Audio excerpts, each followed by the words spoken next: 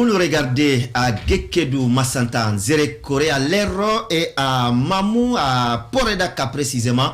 Merci de nous préférer. Bienvenue dans votre émission Club de l'Actu, l'émission qui vous permet de mieux comprendre les faits marquants de la semaine qui s'achève. On commence cette émission cet après-midi également avec beaucoup de sujets, des sujets qui ont marqué cette semaine. Et ils sont désormais 4 de la semaine dernière et 2 autres cette semaine.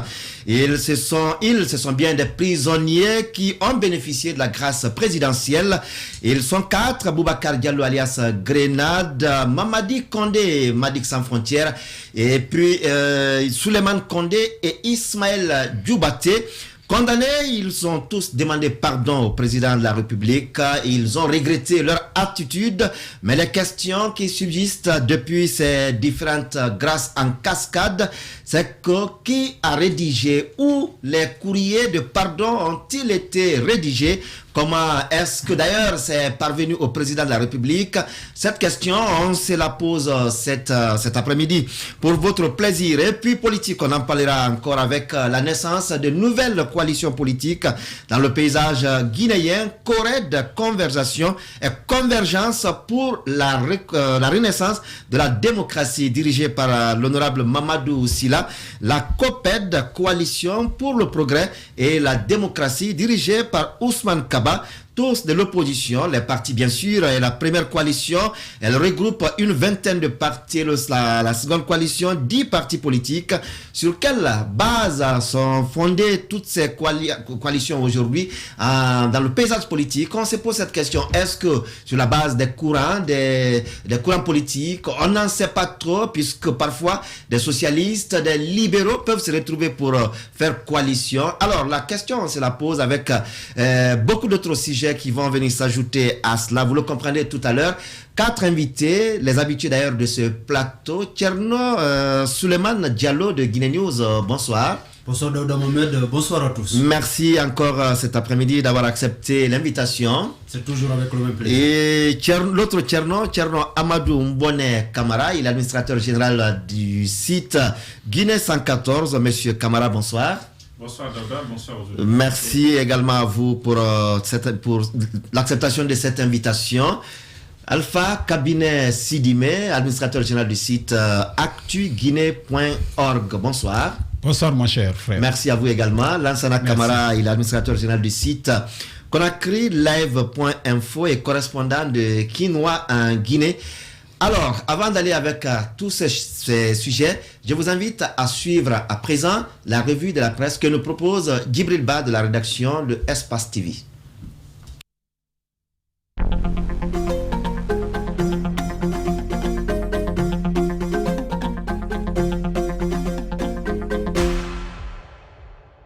Bonsoir.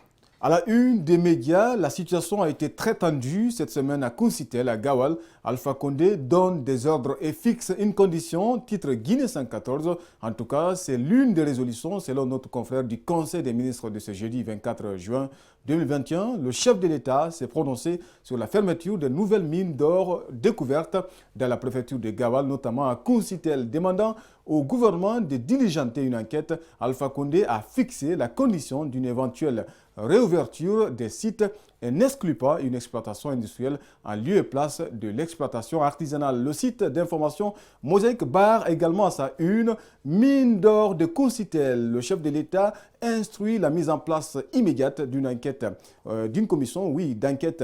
Selon Alpha Condé, il faut que toutes les dispositions soient prises en la matière pour faire des études dans l'immédiat qui détermineront le périmètre d'exploitation et ainsi procéder aux autorisations nécessaires pour une exploitation par les orpailleurs agréés ou une exploitation industrielle ou les deux à la fois, selon les conclusions des experts. À la une des médias également, le président Condé a gracié d'autres détenus politiques. Le Lynx.net titre « Grâce présidentielle, s'humilier pour se libérer ». De son accession à la magistrature suprême du pays en 2010 à 2020, le président Alpha Condé n'a que très peu usé de son droit de grâce. Maintenant qu'il a un troisième mandat en poche, il s'en sert comme il veut Ces derniers jours, cette grâce se répand sur des opposants coopérant comme un virus. En moins d'une semaine, Boubacar Diallo alias Grenade, Mamadi Kondé, dit Madic Sans Frontières, ancien militant de l'UFDG, principal parti de l'opposition, Souleymane Kondé Youssouf Dioubaté, ancien membre du FNDC, aujourd'hui responsable de la diversité républicaine de Guinée, ont tour à tour bénéficié d'une remise totale de leur peine. La Guinée.info de sa part titre « Deux autres opposants graciés demandaient pardon au président de la République semble être devenu une obligation pour être graciés. En tout cas, ceux qui l'ont fait ont eu sa clémence. Grenade et Madic Sans Frontières ainsi que Souleymane Kondé et Youssouf Dioubaté en sont une illustration. À la une des médias, 3 partis politiques grossissent les rangs de la CORED. Outre les 15 partis signataires de la charte de création, 3 autres formations politiques ont rejoint la CORED, la Convergence pour la Renaissance de la démocratie en Guinée, coalition dirigée par le chef de file de l'opposition Mamadou Sylla. Au même moment, le site d'enquête et d'investigation écrit dans ses colonnes, le chef de file de l'opposition rencontre la CEDEAO. Mamadou Sylla compte rencontrer d'autres institutions. Notre confrère rappelle que l'homme n'a jusque-là reçu son budget de fonctionnement. Le site d'information convergence gn.com s'intéresse au cas Eli Kamano. L'artiste, après avoir été placé sous mandat de dépôt, il a été conduit à la maison centrale. L'artiste musicien est poursuivi par Salif Kamara Sipervé, ancien président de la FEGIFOOT, pour injure et diffamation par le biais d'un système informatique. Incarcération d'Eli Kamano, je n'en reviens pas, s'étonne son avocat, je suis tout simplement surpris. Je ne pouvais pas m'attendre à cela, à cette mise en détention aujourd'hui, parce que nous sommes venus à l'audience avec toutes les assurances, toutes les garanties, a dit Maître Salif Béavogui, cité par l'auteur de l'article. Guinée 7 titre aussi, Eli Kamano a été pris à partie, manu militari, comme un vulgaire type et conduit à la prison civile. Son avocat conclut, quand vous êtes faible, vous ne pouvez pas échapper à la prison. Quand vous n'avez pas de moyens, vous ne pouvez pas échapper à la prison. Quand vous n'avez pas de l'embras, vous ne pouvez pas échapper à la prison. Merci donc à Djibril Ba pour cette revue de la presse bien détaillée et l'élément qu'on retient dedans. 2 éléments rapidement, Thierno Souleymane Koncitel. La question, elle défraie encore la chronique. On apprend des blessés, des morts. Et le gouvernement, le président de la République, demande au ministre des Mines de prendre les dispositions afin de voir comment procéder à l'exploitation, mais sécurisée.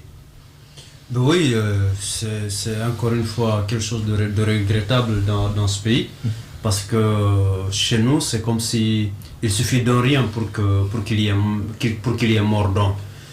Pendant que, d'accord, des événements comme ça, quand ça arrive, c'est un tout petit peu difficile à cerner, parce que c'est arrivé en quelque sorte de nulle part. Personne ne s'attendait à de l'or du côté de Gawal.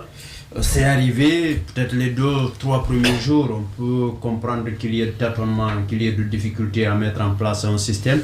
Mais après, quand ça arrive, disons les incidents arrivent 1 semaine, voire 2 semaines après, il y a quelque chose à revoir dans l'administration, à la fois civile et même sur le plan de la sécurité dans le pays.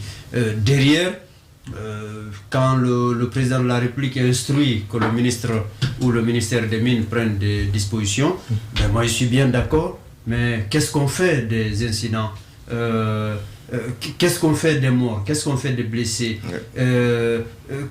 qui a donné l'ordre que ces incidents, pour que ces incidents arrivent? On se pose ces questions, et en même temps que l'instruction a été donnée au chef du département des mines pour régler le problème, au même moment on devrait donner des instructions fermes au niveau du ministère de la Sécurité, des ministères de la Sécurité, de la Défense et de la Justice, justement pour qu'on puisse établir les responsabilités en ce qui concerne ceux qui se rendraient coupables de ce qui est arrivé comme violence. Sidimé Alpha Cabinet, et ce qui est étonnant dans cela, on a lu un article sur un site La Place à Africa Guinée, si je me trompe, et un témoignage qui dit que c'est un béret rouge qui aurait tiré sur la victime, et tout en pointant bien l'arme sur sa victime avant de tirer. Voilà, que ce soit un béret rouge ou bien un policier ou gendarme, ce n'est pas là-bas d'abord mon premier problème. Le premier problème, pourquoi il y a eu ce cas de décès pendant qu'on pouvait prévenir? Pourquoi ces échauffourées pendant qu'on pouvait prévenir? Parce que ce qui s'est passé à Gawal était en quelque sorte prévisible. Qui dit gouverner parle ici de prévoir quelque chose. Donc, vous savez, on a vu un monde fou venir vers Gawal. Et chacun de nous sait qu'à Gawal, précisément, Kousitel n'a pas reçu un tel monde. Que Gawal, principalement aussi, n'a pas reçu un tel monde. Ceux qui sont venus des coins divers. Ce sont, pour la plupart, des analphabètes qui sont à la recherche de l'or. Donc, ils ne maîtrisent pas le terrain là où ils sont arrivés. Là où ils ont quitté, d'accord. Mais là où ils ont quitté aussi, nous savons bien sûr, généralement, quels sont les échauffourées qui sont derrière là-bas. Donc, de tels cas, puisque gouverner, c'est prévenir, donc mieux vaut, dans ce cas, essayer de voir qu'est-ce qu'il fallait. Il fallait prévenir ces échauffourées. On pouvait quand même, par d'autres méthodes, trouver des voies et moyens pour que ce qui s'est passé à Kousitel, pour que ce qui s'est passé à Gawal ne parviennent pas à ces citoyens guinéens. Parce qu'ils sont arrivés désorientés, désemparés, ils viennent pour la recherche de l'or. Là où ils sont arrivés, on dit, bon d'accord, l'interdiction formelle est là. Et qu'est-ce qu'il faut? Au même moment, ils apprennent aussi qu'il y a d'autres qui sont en train d'exploiter nuitamment. On a entendu ça. Comme le cas de Kouroussa où la mine était gardée, mais contre toute attente, on rencontrait de nouveaux puits le lendemain. Chaque matin, on voyait de nouveaux puits. Et c'est ce qui s'est passé aussi, ce qui s'est produit à Kousitel. Donc, devant un tel fait, et le gouvernement ne réagit pas. Même s'il réagit, il réagit à la dernière minute, pendant qu'il y a eu ces cas de mort. Il n'y a pas d'action qui puisse situer aujourd'hui les responsabilités. Il n'y a pas d'action concrète aujourd'hui qui peut situer ces responsabilités. Tcherno Amadou Kamara, on a lu également le gouverneur de Bokeh, Siba Séverin Loualamou, qui dit donner 48 heures à tous ces orpailleurs de libérer les lieux. Mais avec quel accompagnement? Oui, effectivement, c'est justement ce que j'allais relever parce que il a dit tout à l'heure qu'il faut questionner le système d'administration, mais aussi l'administration sur le plan sécuritaire. Et je pense qu'à ce niveau-là, il y a un problème parce que vous avez vu qu'il y a eu d'abord des tiraillements entre l'abbé et Bokeh qui doit déployer les hommes en uniforme. Il y a eu ce tiraillement. Mais au-delà de ça, l'autre point de déclaration, soit je pense du gouverneur de Bokeh, c'était de traiter ceux qui résisteraient comme des rebelles et qui seraient considérés comme des rebelles. Il s'est même amusé à donner la définition du rebelle. Voilà, ce discours est assez important, il faut le relever. Parce qu'on a vu un moment ici où le gouverneur de Conakry qui disait à des manifestants, si vous devez sortir pour la manifestation, alors dites au revoir d'abord à vos familles. On a vu après ce que ça fait comme... On a entendu vous allez à l'abattoir. Bon, je ne sais pas de qui vous tenez cela, mais je dis les termes dont j'ai les preuves que je peux défendre. Donc, tu as raison. Dans votre éternel équilibrisme. Donc, il y a ce discours qui est assez important. Parce que les forces de l'ordre sont déployées pour exécuter un ordre.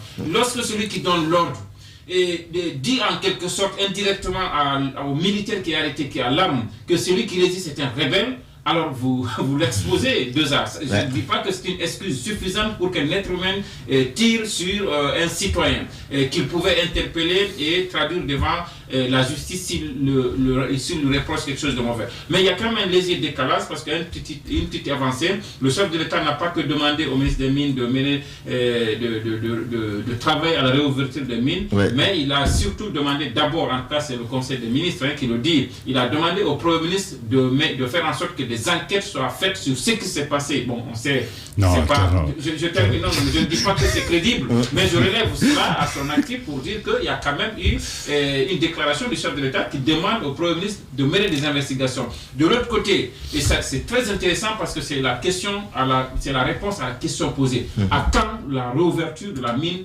aujourd'hui de Gawal? Est-ce qu'on va la rouvrir ou pas? Parce qu'il y a des gens qui campent encore pour dire ah ben nous on est là, tant qu'on n'ouvre pas on est là, on préfère rester là, et ça crée des réfugiés dans un même pays. Alors ce qui a été demandé au ministre des Mines, ce n'est pas forcément d'aller vers la réouverture, mais c'est de mener des enquêtes et voir dans quelle mesure, selon le compte rendu du Conseil des ministres, ouvrir la mine soit à l'exploitation artisanale comme nos compatriotes le veulent apparemment, ou à l'exploitation industrielle, ce qui reviendra à dire, écoutez, répartez sur vous, on a trouvé qu'il y a suffisamment de l'or, mais partie on ne vous donne pas, on va trouver des sociétés auxquelles on va donner, comme on l'a fait avec la SMD, la Société minière de Dinguira et autres. Il y a cela.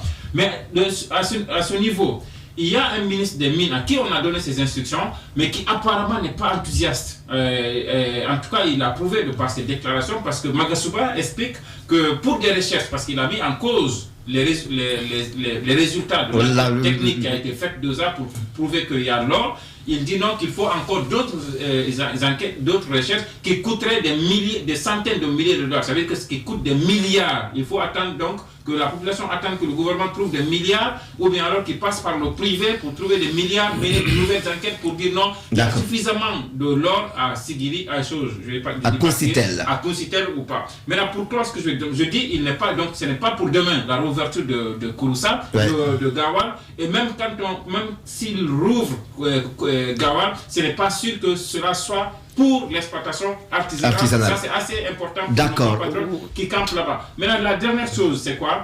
C'est que quand on dit, il a dit, le grand frère Sidimé, les Kossitel n'étaient pas prêts à accueillir cette population, mais lui et moi savons que chez nous, en Haute-Guinée, les gens se déplacent de village en village quand ils apprennent qu'il y a de l'or. Mais jamais on a dit, par exemple, à quelqu'un, tu n'arrives pas à tel, vous ne venez pas parce que, de toute façon, vous venez en nombre. C'est le même nombre qui est venu à Gawal. C'est ce même nombre qui tourne lorsqu'on dit qu'il y a de l'or à X ou à Y endroit. D'accord. Je pense qu'il faut plutôt qu'il y ait un système de ça en place pour dire aux Guinéens, dès qu'on dit qu'il y a de l'or à ce niveau, voilà le process, voilà le standard. D'accord. On attend de savoir, qu'est-ce que d'éventuelles recherches peuvent donner par rapport au cas précis de Kossitel. Aujourd'hui, Lansana Camara, il va être quand même difficile, et très difficile d'ailleurs, de demander à ces gens qui sont venus, certains qui se sont endettés, qui sont arrivés, d'autres on ne sait pas comment, mais qu'ils retournent aujourd'hui dès lors qu'ils ont eu vent ou cette odeur d'or à Kossitel. Oui, mais je ne sais pas où est-ce que vous avez tiré ce caractère difficile de cela quand vous dites qu'il va être très difficile. Ben, ils y sont encore. Il y a longtemps qu'on a dit que la mine est fermée et chacun n'a qu'à rentrer chez lui. Mais ce que vous devez savoir, c'est que la Guinée quand même a des préfectures qui disposent de l'or et du diamant. Et Kerno l'a dit, pour ceux qui sont ou pour ceux qui connaissent ces préfectures, je vais parler de Sigiri, de Dinguiraye, mais aussi de Banankoro, ils savent comment se fait le peuplement, comment les gens arrivent et comment les gens quittent. Pour le cas de Kossitel, c'est parce que l'information est sortie d'un seul coup, même si on nous a fait savoir.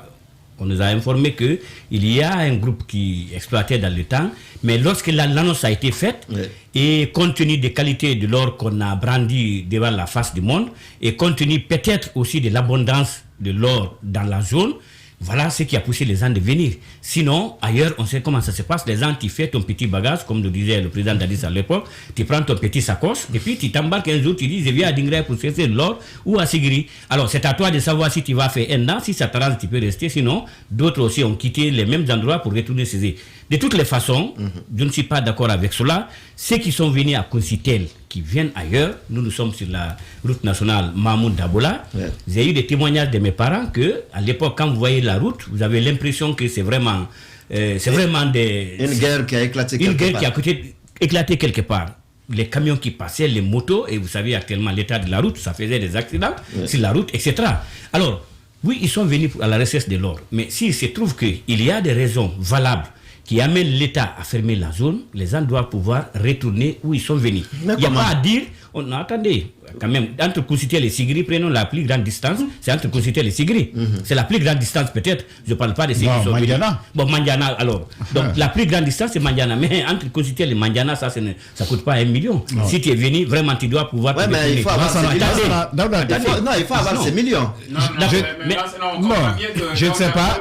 Daouda n'a pas fait l'aventure. Voilà. L'aventurier, parfois, il peut juste avoir le transport pour arriver là où il veut aller. Voilà. Et quelquefois, le retour... Il est préparé aux difficultés. Voilà.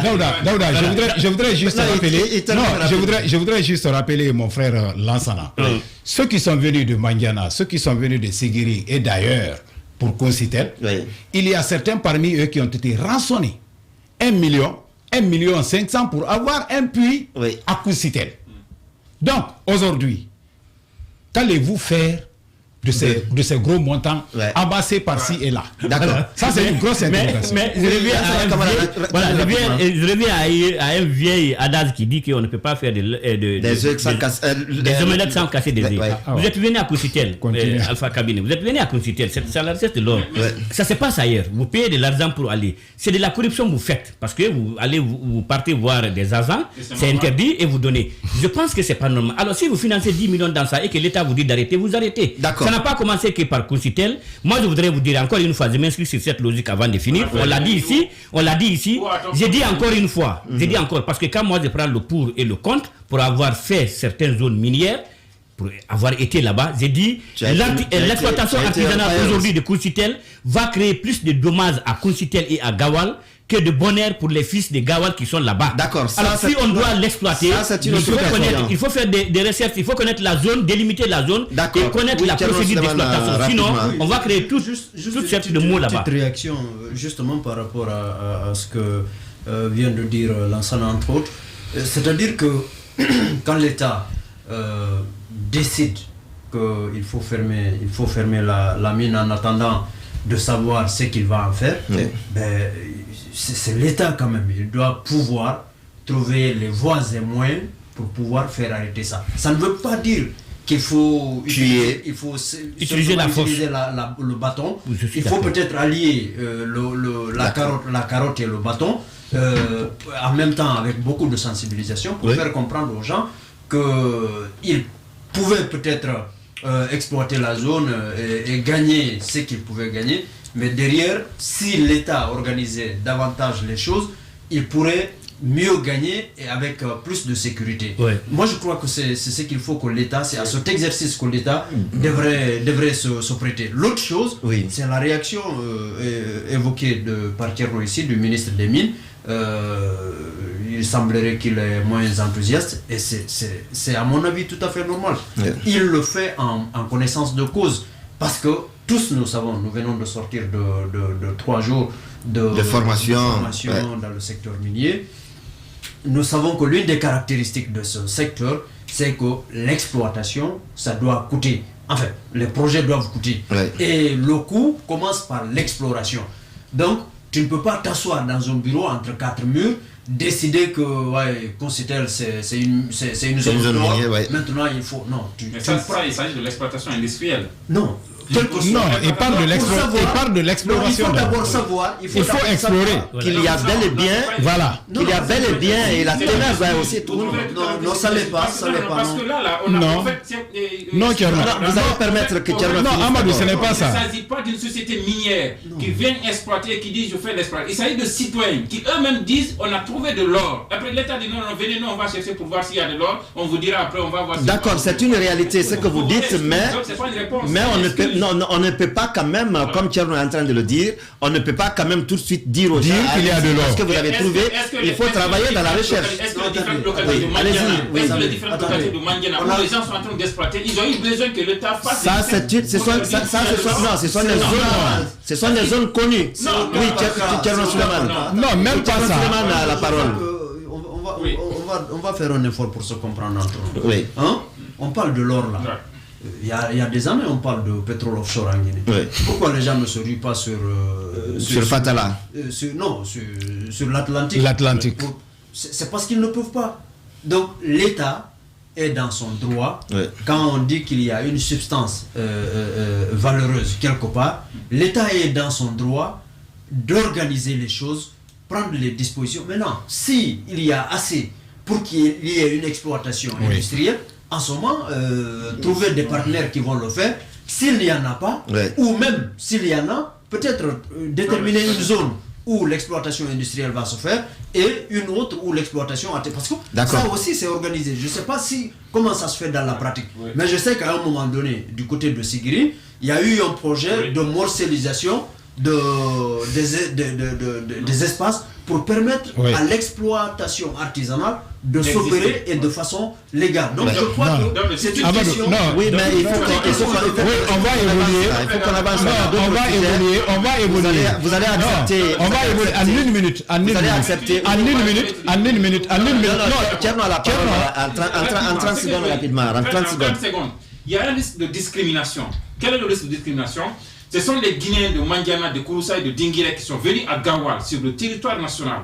Quand vous dites à ceux-là, quittez Gawal, c'est comme s'ils sont des réfugiés, vous ne pouvez pas le dire. Ce qu'on peut dire, quittez la mine, ils sont libres d'aller s'installer à Bokeh, s'installer à Gawal, on ne peut pas les chasser à Gawal, ça c'est un premier fait. Le deuxième cas de stigmatisation et de discrimination dont je parle, selon toi, selon moi, c'est qu'à Mandiana, à Dinguiré, chaque jour, on découvre de nouvelles mines d'or dans des localités où on n'a jamais parlé d'or. On n'a jamais dit aux gens, vous n'exploitez pas parce que l'État n'est pas... D'accord, je peux préciser un peu. D'accord, oui, rapidement.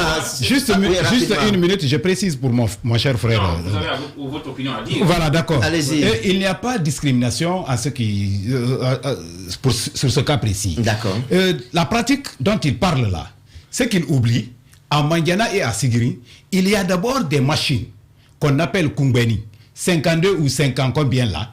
Ça, c'est fait uniquement pour explorer. Donc, Kerno faisait allusion. Kerno Suleiman faisait allusion. Ça, ce n'est pas l'État. Mais cette fois-ci, on a demandé au ministère des Mines. Et le ministère des Mines n'a pas d'autre choix d'abord que d'explorer, savoir réellement s'il y a de l'or. Et s'il y a de l'or en quantité, il faut maintenant... Voilà ce qu'on pouvait dire sur cette question de Councitel. On aura, en tout cas, puisque ce n'est pas encore terminé, il y a des Guinéens qui sont à la ruée toujours vers Councitel.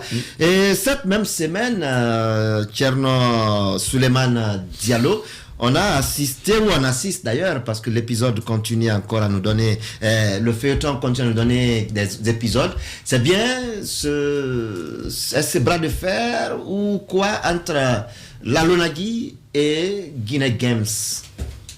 Ben oui, c'est, disons, une sorte de tentacule, en tout cas selon ma lecture, c'est une sorte de tentacule d'un bras de fer qui semble se dessiner entre Antonio Soiré et l'État guinéen, le gouvernement guinéen. Parce que vous savez, tout a commencé par la Fédération guinéenne de football, après il y a eu des choses et d'autres, parfois c'est personnel, parfois c'est organisationnel, mais quand on va jusqu'à décider de retirer la licence d'exploitation justement de Guinée Games à Antonio Soiré, je crois que c'est désormais clair que Antonio Soiré il ne file pas le bon coton avec le pouvoir actuellement, et le président de la République plus précisément, parce que nous savons que pour des décisions de ce genre, Antonio Soiré c'est pas quand même n'importe qui dans ce pays. C'est non seulement quelqu'un qui pèse ce qu'il pèse sur le plan financier, mais derrière il y a toute une organisation ou des organisations sur le plan de football, dans le business. Donc décider que tout cela s'arrête du jour au lendemain, il faut nécessairement suffisamment de raisons ou suffisamment de force pour pouvoir le faire. Et maintenant, la question que je me pose, c'est celle de savoir jusqu'où ira l'État dans ce qui s'apparente désormais à une sorte de persécution contre la personne de Antonio Soiré. La personne de... Mais est-ce que ça peut arriver là? Parce que justement, ce n'est pas le premier. Je pose la question à juste titre, parce que, encore une fois, Antonio Soiré, c'est pas aujourd'hui il a commencé à exercer dans ce pays. C'est pas aujourd'hui qu'on peut décider du jour. Moi, je suis bien d'accord que quand il y a suffisamment de raisons pour le dessaisir, lui déposséder de tout ce qu'il a comme contrat dans ce pays, que ça se fasse. Mais que ça arrive du jour au lendemain, en ce moment, je me pose bien Est-ce que tout à vos yeux semble arriver en cascade? Ben oui, ça arrive, et ça arrive parfois de toutes parts maintenant. Parce que apparemment, après la Lonagui, il semblerait qu'il y a une autre histoire de bail quelque part à Kaloum. Et là aussi, il risque d'être dépossédé de... D'accord, on attend bien de savoir cela. Donc, quand tout cela est mis ensemble, ben, je me dis qu'il y a forcément une sorte d'envie et d'envie de faire mal quelque part. D'accord, oui, Kerno Amadou Kamara, sur cette même question, il est quand même établi en tout cas selon les textes de la Lonagui, que la Lonagui est l'organe chargé de l'organisation, de la régulation, de la gestion et de l'exploitation de toutes les formes de loterie, de pronostics sportifs ou hippiques et assimilés. Est-ce qu'aujourd'hui on peut parler de chasse aux sorcières? Moi, je n'irai pas jusqu'à ce point, mais je voudrais rejoindre mon homonyme tout à l'heure qui disait que tout ça ne peut pas se faire sans que le chef de l'État ne soit au courant. Je suis d'accord parce que je suis d'autant plus d'accord que je voudrais rappeler que la Lonagui relève de la présidence de la République. Donc c'est le premier manager et j'imagine qu'il a dû donner son OK pour que les gens amènent ce courrier-là. Oui. Notifiant à Guinée Games l'intention de cesser le contrat. Mais ce que je veux dire, c'est que on a toujours présenté Antonio comme ce prophète de bonheur qui distribue et sans qui peut-être le football n'irait pas mieux, sans qui la loterie n'irait pas mieux. Mais derrière ce phénomène qu'on a construit là, il y a un être humain, un opérateur économique, quelqu'un qui veut se faire du profit, qui a signé un contrat avec l'État en 2001 concernant Guinée Games. Et lequel contrat est arrivé à expiration et il a été renouvelé selon ce qu'on peut lire sur la lettre qui a été envoyée à Guinée Games, et à moins que cela soit démenti.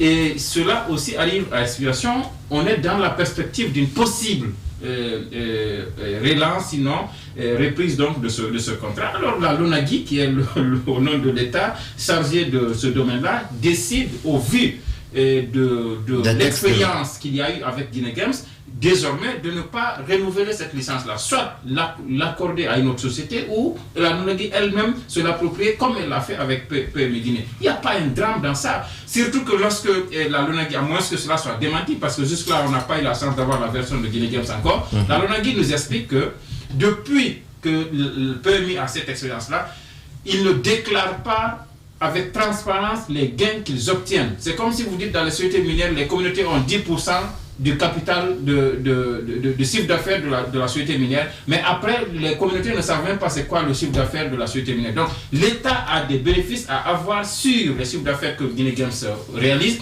et apparemment, selon ce que la Lonagui dit, Guinée Games ne fait pas des déclarations transparentes, en tout cas honnêtes, en ce qui concerne son chiffre d'affaires. Elle dit qu'elle a eu l'expérience avec le jeu qu'elle fait, du fait qu'elle a retiré à PMU les activités que PMU faisait, oui. La Lonagui s'est rendu compte que ce que Guinée Games déclare est largement en deçà de ce qu'elle devrait en principe déclarer comme man. Ça c'est le premier. Le deuxième, c'est que qu'on appelle, il rappelle dans la lettre, c'est intéressant de voir cette lettre-là, il rappelle dans la lettre que PMU Guinée n'a jamais respecté les clauses du contrat. Donc vous avez un contrat avec quelqu'un de 5 ans, les 5 ans arrivent, vous vous rendez compte, vous faites le bilan, vous vous rendez compte que le monsieur ne respecte pas votre contrat, vous êtes libre de retirer, c'est une concession qui a été faite. C'est je ne dis pas concession parce que les termes ont leur importance, c'est un contrat qui a été fait, c'est une licence, donc si la Lonagui décide de la retirer, c'est normal. Maintenant, moi, mon inquiétude, c'est à quel niveau?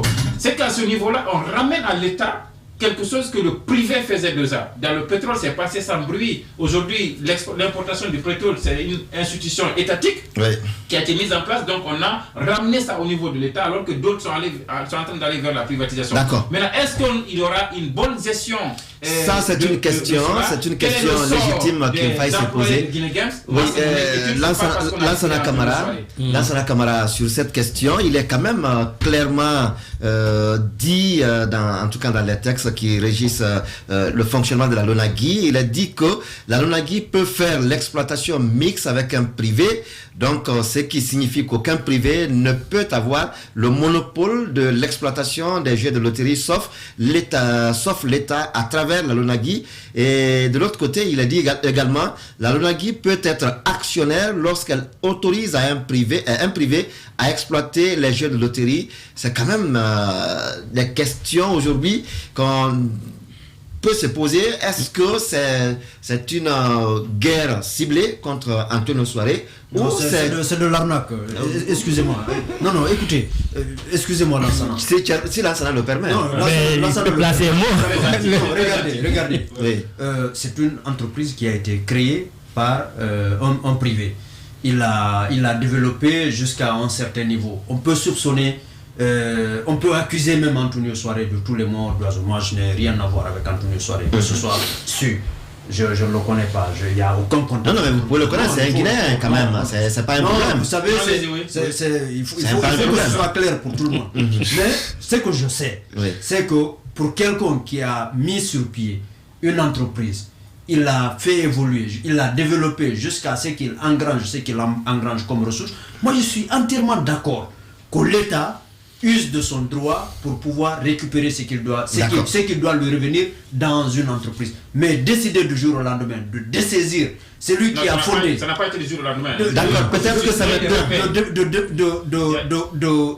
Du jour au lendemain, de carrément reprendre la licence. Moi, je crois qu'il y a de l'abus quelque part. Il y a quelque chose qui ne va pas quelque part. On peut amener l'exploitant à renégocier et à discuter pour établir les faits qu'il est coupable de quoi que ce soit. En ce moment, avec la manière, décider de ce qui est. Il faut bien aussi que l'intéressé réponde aux différentes invitations. Absolument. Oui, là, c'est la camarade. Pour s'expliquer. Bien, moi, il se trouve que récemment, on était dans un débat où, justement, un auditeur m'a envoyé un texto. Il a dit qu'il me rappelle que dans la plupart des pays, pour ne pas dire dans tous les pays aujourd'hui, les sociétés de loterie qui font les jeux appartiennent à l'État, les États. Alors, dans d'autres pays comme le nôtre, par exemple, l'État décide parce que c'est une licence. Peut-être que la différence de ce que Ken Suleiman évoquait tantôt, c'est le fait que, à la différence de cette entreprise d'Antonio Soare, quand je prends le cas de KPC qui est dans les BTP, quand je prends, c'est pas un autre qui est dans les transports, un autre qui est c'est pas dans d'autres domaines. La différence est que cette fois-ci, il y a juste une licence que l'État donne. Et l'État dit, c'est comme dans les radios, l'État dit, je vous donne cette licence, c'est pour exploiter ça. D'accord. Alors, ça arrive à terme, je suis prêt ou je peux renouveler, je peux ne pas renouveler, je peux reprendre, je peux ne pas reprendre. Ça, c'est la différence entre cette entreprise. Sinon, moi, je ne suis pas d'accord. Effectivement, j'ai été très sensible par rapport à cela pour dire que ce monsieur a mis quand même un capital. Et il a développé un jeu. Comprenez? Et il a employé des gens. Et il a travaillé pendant des années. Alors, si l'État estime aujourd'hui que vous ne faites pas de déclaration, d'abord à ce niveau, le problème qui se pose, moi je dis, la faute ne revient pas souvent, j'ai discuté longuement avec des hommes à propos de ça, la faute n'est pas exclusivement du monsieur qui n'a pas déclaré, qui ne fait pas de bonnes déclarations de ses chiffres d'affaires. C'est que le problème, il y a des fonctionnaires qui sont corrompus. Parce que quand vous faites la déclaration, il y a des rapports qui sont produits, il y a des récits qui sont déposés, tout est déposé au niveau d'un service. Ouais, vous comprenez? C'est déposé à un service. Alors, il y a des audits à faire. Si on laisse passer plusieurs années, ça veut dire qu'il y a des hauts cadres, qui prenaient cet argent, alors ils laissaient passer. Ou qui prendraient. Disons comme ça, qui prendrait cet argent. C'est plus prudent. Voilà, c'est plus prudent. Vous comprenez? Donc, moi, je pense qu'à ce niveau-là, certes, c'est un argument évoqué par la LONAGUI, mais ce n'est pas suffisant. Parce que quand vous le faites, ça veut dire que vous mettez l'État, vous démontrez les faces de l'État qui s'apprête à tout phénomène, à tout système de corruption. Attendez. D'accord. Je le dis bien. Si on l'accuse de corruption ou de ne pas déclarer de façon claire et nette les chiffres d'affaires de sa société, la faute ne vient pas seulement que de lui. La faute vient aussi des services qui reçoivent. Il y a des... Non, je n'ai pas qu'il faut le laisser continuer.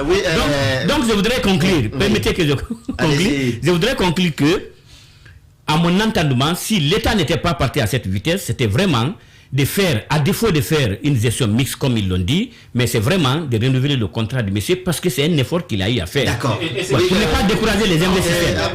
Non, on n'est pas Alpha Kabine a la parole à présent. Alpha Kabine a la parole. Pourquoi on n'a pas été exigeant? Alpha Kabine, vous avez rappelé dans les discussions le cas PMU aujourd'hui où on se pose la question, l'État a repris PMU, est-ce que tous les employés ont-ils été repostés? Est-ce que le même risque, à votre avis, ne viendrait pas aussi dans le cas précis de Guinée Games? Effectivement, dans ce dossier, moi, je n'ai que des interrogations. Ah ben, il faut répondre. Voilà, ouais, je n'ai que des interrogations. J'essaye aussi. Parfois, c'est important d'avoir ces interrogations. Voilà, ces interrogations. Parce que dans le communiqué, ou bien dans les différents communiqués de la LONAGUI, oui, bon, d'accord. Dans le communiqué de la LONAGUI, on accuse certainement la direction de Guinée Games à ne pas être cohérente. Donc, et Guinée Games est là, il y a de cela 5 ans, 6 ans, 7 ans, 8 ans, 9 ans, 10 ans. Vous signez un partenariat ou un contrat avec une société. C'est 20 ans. Et que vous trouvez que cette société n'est pas en règle vis-à-vis des clauses du contrat, mais ce n'est pas, vous n'avez pas à choisir un moment juste pour alerter cette société. Ouais. Il faut juste immédiatement bondir. Mais est-ce que la LONAGUI n'a-t-elle pas... Je reviens. Oui. Si toutefois, Guinée Games, la direction du Guinée Games n'a pas été cohérente, ne payait pas les taxes, moi je pouvais comprendre. Même ça, je ne pourrais pas, dans ce cas, endosser la responsabilité à la direction. D'accord. Parce que c'est avec l'État, le contrat, ils ont signé un contrat avec l'État. Donc si l'État observe, trouve qu'il y a des manquements, je pense qu'une lettre suffit pour alerter la direction de cette entreprise. Et si toutefois il n'y a pas de réponse, s'il y en a eu, on ne sait pas encore s'il y a eu un retour. Oui, mais est-ce que vous avez lu le courrier de la LONAGUI?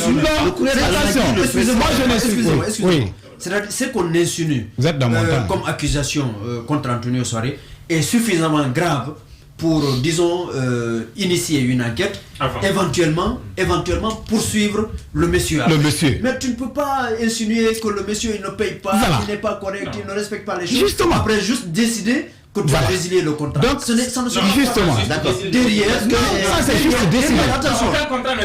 Derrière, attention. Quand on décide de ne pas renouveler le contrat, oui, d'accord. Mais derrière, il y a une chose qui me paraît importante. Excusez-moi. Il y a une chose qui me paraît extrêmement importante. Le droit à la LONAGUI d'exploiter ou de signer des licences avec des privés, ben c'est bien beau. Mais pourquoi la LONAGUI ne crée pas? Pourquoi la LONAGUI ne fait que récupérer? Voilà, ça c'est ma première interrogation. On a encore en mémoire. Vous n'en avez pas assez. Non, je n'en ai pas assez. D'accord. On a encore en mémoire ce PMU GIT. Lorsque PMU Winia venait au compte de la LONAGUI, il y a eu des cadres, des jeunes parieurs, il y a eu des caissiers, ceux qui travaillaient au compte de PMU premier, qui ont été repris par Winia, qui est arrivé plus tard parce que Kassori Fofana avait fermé le PMU d'ancien là lorsqu'il était ministre de l'économie et des finances. Et quand Winia est arrivé, Winia a cherché ces gens-là qui sont expérimentés dans le lot. Ces gens-là sont venus au compte du PMU Winia.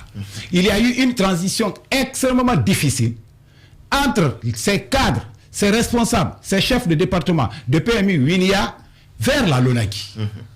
Donc à la LONAGUI aussi, je m'interroge. Savez-vous aujourd'hui la situation de ceux qui étaient des directeurs, des caissiers, des chefs de département au compte de PMU qu'on a reversé à la LONAGUI? Ils sont dans des conditions extrêmement difficiles. Ça, c'est notre débat. Ils sont non, le débat est lié. Non, je m'excuse, tu m'excuses un peu. Le débat est lié. Le débat est lié parce que c'est la LONAGUI. Dans le dernier communiqué de la LONAGUI précise bien et donne espoir à ceux qui travaillent au compte de Guinée Games. Bien sûr, oui. Donc vous voyez déjà, il faut le lire. Non, comment dirais-je? Il faut souffrir de m'écouter. Mon cher frère. Voilà. Donc la LONAGUI a donné espoir au travers de Guinée Games, comme pour dire que s'ils viennent au compte de la LONAGUI, ils ne vont pas souffrir. Pendant que ceux qui ont quitté PMU, Winia, pour la LONAGUI, sont dans l'enfer. D'accord, ça c'est un autre Oui, débat. ils sont dans l'enfer. Ils sont des simples, comme ceux qui jouent. Il faut bien Donc avoir, ça ne donne pas de l'espoir. Hein. il faut bien avoir où les mettre. Justement, ça c'est extrêmement important. On va je suis pressé de reprendre le truc. J'imagine que, j'espère que j'aurai la même chance que... Non, mais tu as eu assez de temps. Tu viens à répondre. Non, je pense qu'il ne faut pas diluer le débat. Parce que, et comme il a dit, les accusations qu'on porte contre Antonio Soare sont suffisamment graves pour que le débat soit mené de façon sérieuse. Parce que elle est bien sérieuse. Non, je ne parle pas de ce studio, voilà. Je parle de ce plateau. Okay. Voilà. Parce que ce qu'on est en train de dire là, par exemple, en principe, après la fermeture, Antonio doit être quelque part pour être jugé. Parce que on dit quoi? On dit qu'il a un contrat avec l'État et que de par sa fausseté, selon l'esprit de la lettre de la LONAGUI. Selon l'esprit ou selon la lettre? C'est ce qu'elle a dit, parce qu'elle dit que les déclarations ne sont pas transparentes, sont malhonnêtes en quelque sorte. C'est-à-dire qu'on ne déclare pas exactement ce qu'on engrange, c'est ce que je dis. Donc si cela est avéré, ça fait passer le monsieur comme un grand bandit. Et le grand bandit, c'est à la justice. Donc c'est pourquoi je dis c'est suffisamment grave. Maintenant, ne diluons pas le débat. Le débat, c'est où? C'est pas que est-ce que les gens vont être repris, est-ce qu'il y a ça, est-ce que la LONAGUI vient passer. Amadou n'a pas compris. Amadou n'a pas compris. Non, Amadou, tu n'as pas compris. Attention, le débat qui est là. Mon cher frère n'a pas compris. Non, attendez, s'il vous plaît, de m'écouter. Le débat qui est là, l'État a un contrat avec une société. Et le contrat est arrivé à terme. Il a été renouvelé une deuxième fois. Une troisième fois, l'État dit, écoute, n'est pas un bon partenaire, je récupère. D'accord. Le débat. Moi, je voudrais juste préciser. Non, Delga, une minute. Non, ce n'est pas. Je n'engage pas polémique. Je n'engage pas polémique. Une minute. L'inquiétude qu'elle a, elle est légitime. D'accord, vous êtes bien compris. Non, c'est pas l'inquiétude. C'est l'inquiétude après des travailleurs et après de la gestion. Mais ça, c'est déconnecté du contrat que... Dans ce dossier, je voudrais rappeler, en 30 secondes, je voudrais rappeler ici. Oui. Dans ce dossier, il y a eu 2 communiqués de la LONAGUI. Un premier communiqué qui alerte et un second communiqué qui donne espoir aux travailleurs de Guinée Games. L'État est dans son... Non, attention, moi je ne parle pas de l'État. Je ne parle pas de l'État. Oui. Mais dire que nous sommes en train de diluer ici, ça c'est tout à fait faux. Je ne suis pas d'accord. La LONAGUI donne espoir. La LONAGUI donne espoir aux travailleurs de Guinée Games pendant que les travailleurs de PMU qu'on a repris ne sont pas dans des conditions adéquates. Voilà. Il faut avoir peur de ça. D'accord. Moi, ce que je voudrais dire, si je dois évoquer le cas des travailleurs, c'est que l'État doit faire en sorte que ces travailleurs qui sont là, n'est-ce pas, soient dans leurs droits. Ça, c'est normal. Parce qu'en principe, lorsque l'État récupère une société, c'est comme aujourd'hui, lorsqu'on prend cette licence, on donne à une autre société. Le principe voudrait, si on ne tenait pas compte de l'impact social de la mesure, mais le principe voudrait qu'on parte à zéro pour recruter le personnel. Vous comprenez, même si on fait des faveurs pour des anciens travailleurs. C'est ça le principe parce que l'État veut rentabiliser. Mais aujourd'hui, puisqu'il y a l'impact social de la mesure qui s'impose, il y a des pères de famille, il y a des familles qui sont derrière ces travailleurs-là. Donc, moi, je pense que l'État doit faire en sorte que les gens gardent leur poste. D'accord. Que des gens qui sont distribués là-bas et que des gens travaillent pour ne pas que ça crée des problèmes au niveau de la société. On va à présent aller avec...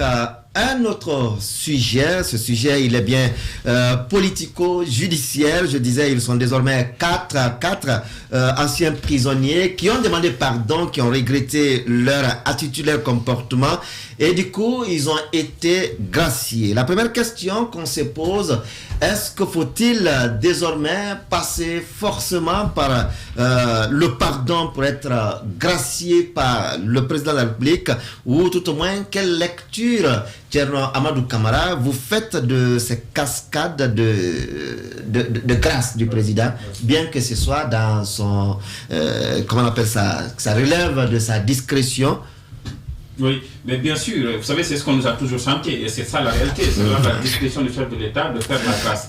Mais l'habitude qu'on a, et la coutume qu'on a ici, c'est que ça se faisait souvent à la fin de l'année, et c'était devenu comme une coutume sur nous après, mais c'est sur la base de la proposition, d'une proposition du ministère de la Justice. On sait ce processus-là, mais ce nouveau processus... Même si cela n'est pas écrit, il faut le dire. Non, je dis une coutume, je n'ai pas dit que c'est la loi fondamentale. Je n'ai pas non plus dit que c'est une loi organique. Donc ce que je suis en train de dire, c'est que c'est dommage. Moi je suis d'accord, je suis bien content pour ces gens qui recouvrent leur liberté, mais c'est dommage parce que l'image que ça renvoie, c'est quoi? Vous avez une dame pour qui l'État guinéen d'ailleurs vient d'être condamné à la Cour de justice de la CEDEAO, dont les dossiers sont perdus, c'est-à-dire qu'elle est jugée en première instance, ces dossiers sont perdus, on ne peut pas. Elle est là en prison depuis une dizaine d'années. Il y a combien de gens qui sont en prison juste parce qu'ils ont volé, ils sont présumés voleurs de 10 000 francs, mais on n'a pas encore programmé leur procès, ou bien ils ont été condamnés, ils sont là, et ils n'ont pas de grâce, on ne parle même pas d'eux. Mais des gens, puisqu'ils sont politiques, puisqu'ils sont militants, puisqu'ils sont affichés politiquement, ils peuvent avoir la grâce quand ils demandent. Allez voir aujourd'hui sur le bureau du ministère de la Justice ou bien de l'administration pénitentiaire combien de dossiers de personnes qui demandent la grâce, mais qui ne l'ont pas depuis des années. Commandant Aoube, depuis combien de temps on en parle? Et les Fatou Baya, les autres qui ont été graciés récemment. Donc, on nous gracie donc fondamentalement. C'est-à-dire qu'il y a une instrumentalisation du droit de grâce par le chef de l'État qui en fait un fouet. Donc, je te gracie si tu me demandes pardon. Toi, Fonikemangue ou bien X ou bien Y, puisque tu ne me demandes pas pardon, je ne le fais pas. Bon, vous autres, puisque vous n'êtes pas politique, vous n'êtes pas des militants, vous n'avez pas droit à ma grâce. Ou bien, si bon, je pense qu'à ce niveau, ça renvoie un message qui n'est pas bon Alpha et qui ne donne pas raison à l'autre devise qui est justice. Travail, justice, solidarité. Oui, Alpha Cabinet Sidimé. Sur la même question, est-ce que, je prends sur ces derniers mots, est-ce que ça ne nous amène pas aujourd'hui à douter vraiment de toutes les accusations portées sur ces personnes, mais aussi de l'indépendance réelle de cette justice? Bon, l'indépendance réelle de cette justice, d'accord, parce que dire maintenant que ces gens ont rejeté en bloc toutes ces accusations, il y a certains qui ont reconnu les faits. Par contre, d'autres ont carrément nié les faits ou les accusations portées contre leur propre personne. Maintenant, le chef de l'État, comme l'a dit Kerno Amadou, il est libre de gracier qui il veut. Quand il veut, c'est à lui cette discrétion. Maintenant, Amadou a souligné un aspect extrêmement important. Il y a aujourd'hui, que ce soit à la maison centrale de Conakry ou bien à Kindia, des gens qui croupissent pendant une dizaine d'années, 5 ans, 7 ans. Ils sont en détention préventive. Je dis bien préventive. Hein. Certains même ont oublié les faits qu'on leur reproche. Ils ont oublié. Donc, imaginez que ces gens-là qui sont à Kankan, à Zérékoré, à la maison centrale de Kindia, qui sont à Conakry, dont on ne fait pas cas. Ça, le chef de l'État, puisque c'est un pardon, il réagit suite à un pardon, il n'a qu'à aussi pardonner ceux qui croupissent aussi en prison, surtout en détention préventive. Ça, c'est extrêmement important. Ces gens qui ont été libérés, je dirais tout de suite qu'il y a eu des négociations préalables d'ailleurs. Regardez, des lettres qu'ils ont rédigées, saisies, tout, où ils l'ont fait. Est-ce que ça... Bon, d'accord, mais qui est en prison? Vous venez tout de suite. La maison centrale récemment. Non, Daouda, au commissariat de Matoto, au commissariat de Matoto tout à l'heure là, on ne peut te laisser le téléphone que si tu es quelqu'un de renommé. Sinon, si c'est un citoyen lambda, on te retire tout de suite ton téléphone. D'accord. Donc, c'est pour te dire que le prisonnier est privé de tout. Alors, donc, ces lettres-là... Vous voyez derrière des manœuvres. Des manœuvres, bien sûr. D'accord, oui. Des manœuvres, bien sûr. Camara, peut-être que, puisque autant vous avez connaissance des mines, des zones minières, autant aussi vous avez connaissance c'est différent. De la maison centrale. Est-ce que vous aviez un ordinateur? Non, attendez, nous, on a connaissance des mines, mais pas... De l'autre côté, on n'a pas grand-chose. Parce que là-bas, c'est compliqué. Moi, d'abord, je voudrais dire que, premièrement, pour ceux qui ont bénéficié donc de la grâce présidentielle, quel que soit le motif qui envoie quelqu'un à sortir de la prison, il faut sortir de la prison. Parce que la prison, vraiment, ce n'est pas un lieu pour quelqu'un. Et ça, n'importe qui. Maintenant, il a évoqué le cas, effectivement, des gens qui sont là-bas, quelquefois, qui passent beaucoup de temps, n'est-ce pas, qui ne sont pas jugés ou qui ne sont même pas cités par rapport à leur dossier. Bon, pour ces personnes-là, parce que la grâce aussi a ses limites. Il se trouve que le président ne peut gracier en principe que des gens, normalement, qui ont été jugés et condamnés. C'est reconnu, les faits sont regardés, il est parti en prison. Et peut-être même qu'il a purgé une partie de sa peine. Et là, le chef d'État peut le faire. Mais lorsque vous êtes en détention préventive ou vous êtes en prison, vous êtes... Le président, normalement, ne doit pas le faire, en principe. Mais qu'est-ce que le président peut faire pour ces gens-là? Et là, c'est là où je rejoins la position d'Alpha Cabinet. C'est justement de demander à la justice de ne pas garder des gens dans ces conditions lorsque ces personnes... On a vu plein de gens, peut-être même au jour de leur jugement, à peu près, ils ont purgé la peine qu'ils devraient pas, ou ils ont même dépassé. Ce n'est pas normal parce que la prison, ce n'est pas fait que pour réduire la personne ou pour détruire la personne. C'est pour une rééducation. Maintenant, par rapport à ces personnes, on parle de manipulation, je suis d'accord que c'est des politiques qui s'affichent trop et qu'il y a d'autres personnes. Oui, je suis d'accord. En principe, au moment où le chef de l'État a affiché sa volonté d'aller à un dialogue, moi j'aurais souhaité aujourd'hui que ces grâces soient élargies à d'autres personnes. Quand je prends tous ceux qui sont détenus dans le cadre de la politique, ou en tout cas même s'ils sont accusés dans d'autres situations, mais puisque c'est des acteurs politiques, quand je prends les responsables de l'IFDG par exemple, quand je prends d'autres personnes, j'aurais souhaité que le président de la République élargisse ses grâces à ces personnes-là. D'accord. C'est très important parce que lorsque ces personnes sortent de la prison, moi je pense que ces personnes peuvent contribuer à créer ce qu'on appelle la sérénité dans la cité. D'accord. Rien ne vaut la peine de maintenir les gens dans les prisons. Thierno Souleymane, on a vu Grenade qui allait jusqu'à écrire Mfa Diafa. Ben oui, écoutez, je crois que mes prédécesseurs, parmi eux, il y en a qui ont dit à juste, disons de façon très éloquente, les raisons pour lesquelles, à un moment donné, humainement, on est à même de comprendre que quelqu'un qui est détenu dans des conditions que nous imaginons difficiles, particulièrement difficiles, estime que si on lui fait miroiter la liberté en passant justement par même si c'est un petit trou, mais à un moment donné, je pense qu'il y a beaucoup qui vont passer par là. Cela dit, vous avez bien fait de poser la question sur la manipulation politique qu'il y a derrière, parce que après, quand vous accusez quelqu'un de tous les péchés d'Israël, de déstabilisation du pays, après on estime que une simple lettre de pardon, enfin pas une simple lettre, mais une lettre de pardon suffit pour effacer tout ce qu'on reproche à l'intéressé. Forcément il y a débat. Et l'autre question qui, à mon avis, se pose, c'est celle de savoir où se situe le niveau d'engagement et de militantisme politique dans ce pays. Moi, j'ai un problème de lisibilité à ce niveau, surtout en ce qui concerne les gens de notre génération. Parce qu'à un moment donné, les médias, y compris les médias sociaux aidants, tout le monde à un moment donné peut surfer sur des vagues et s'afficher comme étant le militant le plus engagé.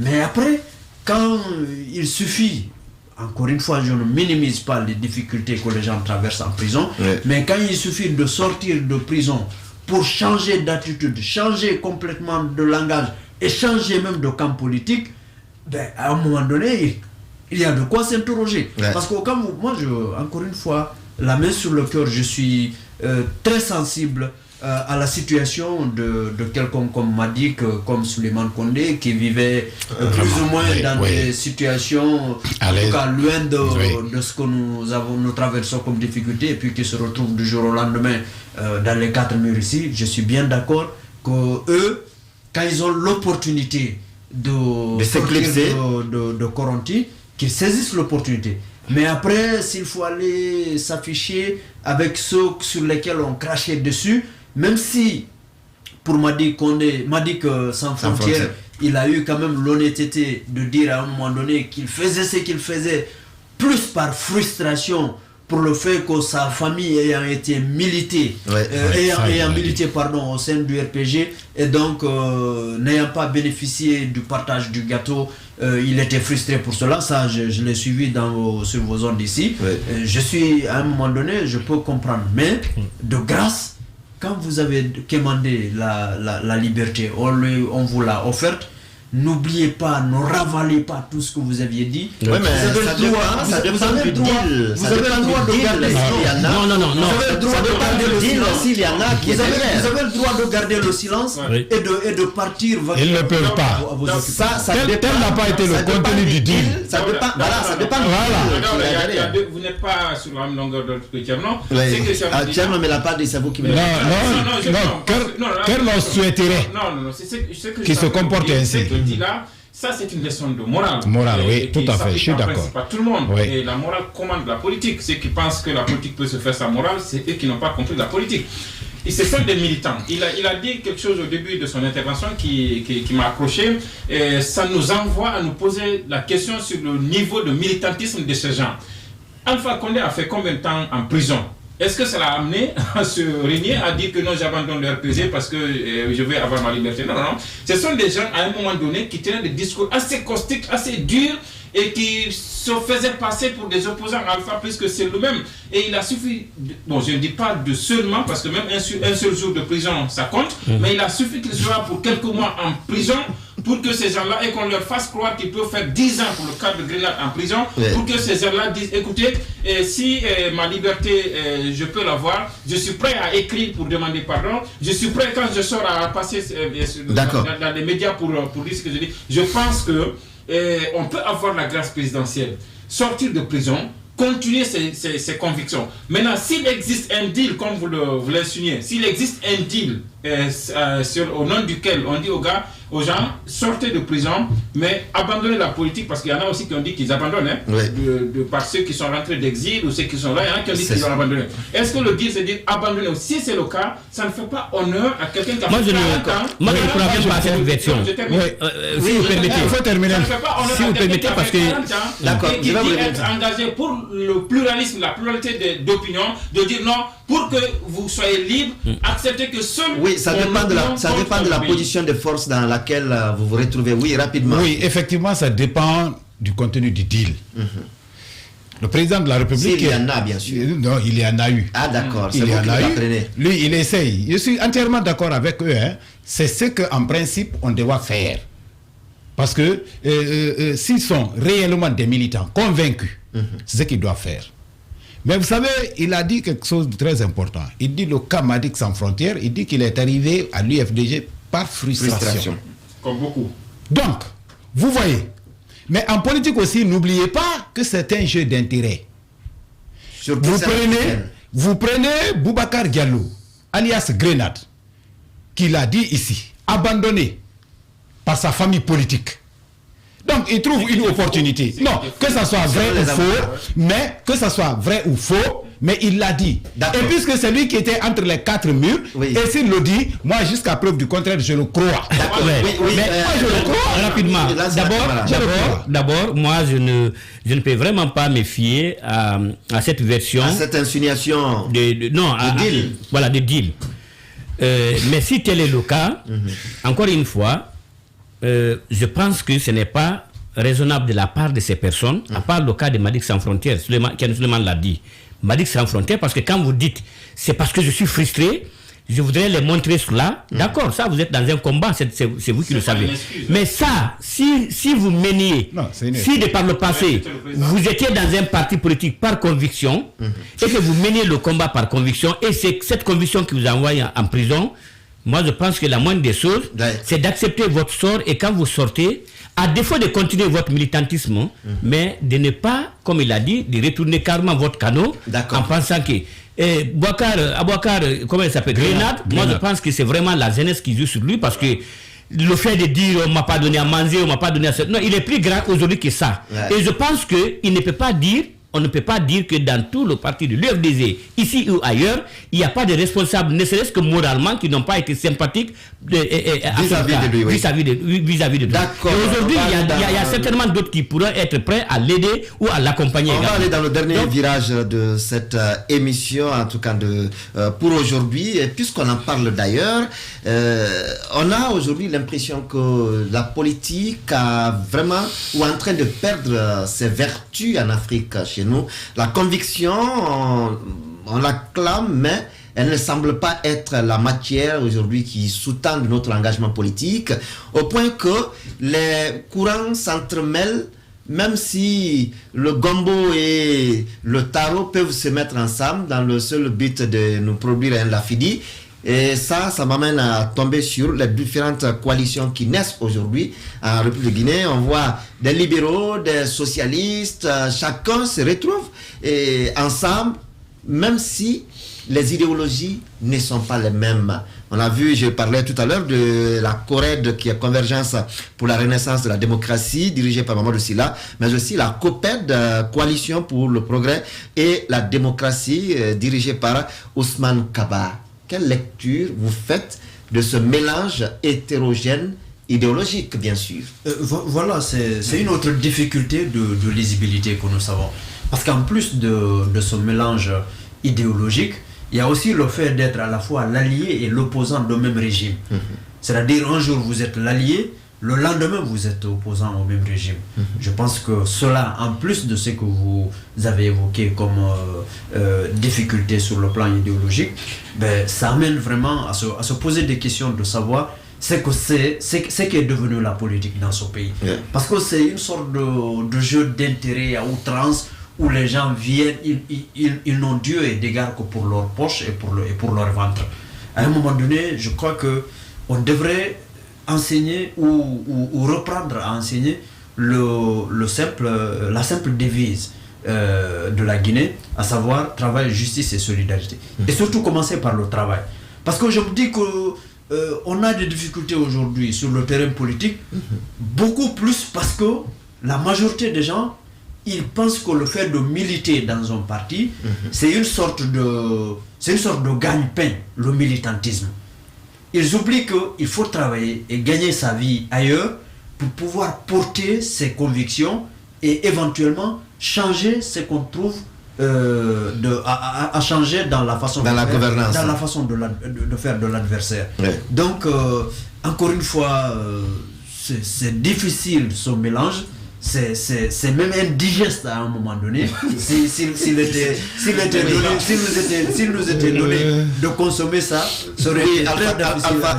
Alpha Cabinet, et aujourd'hui ensemble, demain pas ensemble, après-demain ensemble. Comme il a dit, alliés ou opposants au même régime. Oui, ça peut être un mal nécessaire, c'est comme ça ces acteurs politiques. Oui, d'accord, oui, c'est comme ça, eux, ils conçoivent, c'est un mal nécessaire pour eux. Peut-être, vous savez, en 2010, par exemple, entre le premier tour et le deuxième tour, il était question de cette coalition ou d'une alliance quelque part. Je parle bien du PDN, de Lansana Kouyaté, et au RPG. Quand la question s'est posée, peut-être ça a été une alliance de contre-nature pour Lansana Kouyaté. Il l'a même dit, contre-nature. C'est parce que certainement qu'il était coincé quelque part. C'est le mandingue. Ils ont la même base. Pas autre quelque part. Ils ont la même base électorale. Oui. Si Lansana refusait de rallier, donc, est-ce que ces militants, ça ne l'a pas créé un pont, un divorce entre lui et ses militants? Comme on a vu avec justement l'UFR. Donc, ceux qui se rallient aujourd'hui, un parti politique social-démocrate ou bien purement communiste, vient derrière un parti libéral, extrême libéral. Donc vous voyez, d'accord. À quoi il faut s'attendre? Comme socio-démocrate. Voilà, justement. Socio-démocrate. Oui, à quoi il faut-il s'attendre? Il faut faire l'histoire. Oui.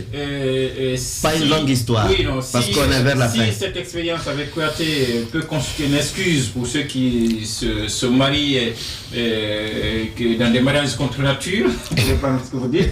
Mais il faut rappeler aussi le fait que ça a été à un moment donné, on a vu un Sidya Touré libéral aller penser pouvoir travailler avec Alpha Condé, Oui, justement. qui est un socialiste, bon, peut-être même un communiste, je veux dire. Alors, un libéral qui est l'UFR qui a du mal à s'associer avec un autre libéral qui est l'UFDG, et ils appartiennent tous à l'international libéral pour avoir une... Je pense que c'est vous qui avez tort, c'est pas eux qui sont dans le faux, parce que c'est vous qui avez placé la barre très haut. Vous parlez là de débat d'idéologie.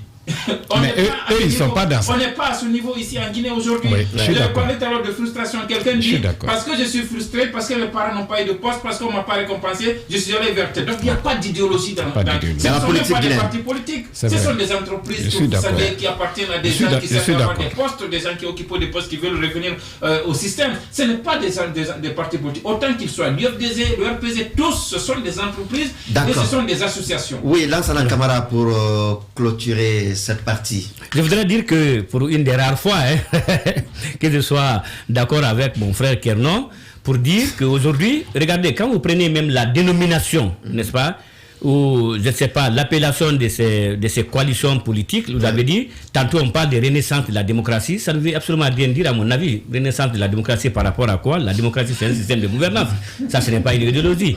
Tantôt on parle de l'alliance pour le développement, je ne sais pas de quoi, développement et démocratie, d'accord, mais tous ceux qui sont là... Coalition pour le progrès... Que vous soyez socialiste extrême, centriste ou gauche, je ne sais pas où, mais c'est la démocratie et le développement, tout le monde parle de cela. Alors, comme il l'a dit, tout s'est fait en dehors d'une lutte idéologique politique. Tout se fait en dehors de cela. Et c'est ce qui fait qu'aujourd'hui, dans notre système, les gens sont désorientés. On se demande bien si ces partis politiques ont des personnes qui réfléchissent politiquement pour donner ce qu'on appelle une orientation. Moi, je prends juste un exemple pour finir. Ouais. Ça, c'est juste un exemple. J'évoque le cas de Feu Jean-Marie Doré. À l'époque, lorsqu'il avait créé cette coalition des centristes, il a fait une conférence de presse à la Minière. On était là. Alors, moi, ce que je voudrais savoir, parce que Jean-Marie Doré, quand même, permettez-moi de le dire, c'est une école en matière de la politique. Ouais. Il a dit, écoutez, ça, notre position, c'est quoi? C'est que, certes, on n'est pas d'accord avec tous ceux qui sont de gauche, certes, on n'est pas d'accord avec tous ceux. Donc, nous sommes là comme des gens qui pourront, à un moment donné, faire en sorte que l'équilibre se fasse dans la lutte politique. Aujourd'hui, ça n'existe pas. C'est les intérêts qui guident les coalitions et ça n'aboutira à rien. Merci à vous, Lansana Camara. Je rappelle que vous êtes administrateur général du site conakrylive.info. Merci à Alpha Cabinet Sidimé de actuguinée.org. Thierno Suleiman de Guinée News, Thierno Suleiman Diallo de Guinée News, Thierno Amadou Camara de Guinée114.com. Merci à toute l'équipe qui m'a permis de vous servir avec tous ces sourires. Nalaï Sidibé, Lamine Sidibé, Aboubakar Fote Souma, Salim Fofana, Mamoudou Condé le Colosse, cabinet Condé. Merci à vous qui avez pris de votre temps dans votre petit salon pour nous regarder. On se retrouve encore et dimanche prochain pour d'autres faits qui marqueront la semaine, mais déjà retrouvez la rediffusion lundi juste après les grandes gueules avec le turbo Lamine Guirassi. Au revoir.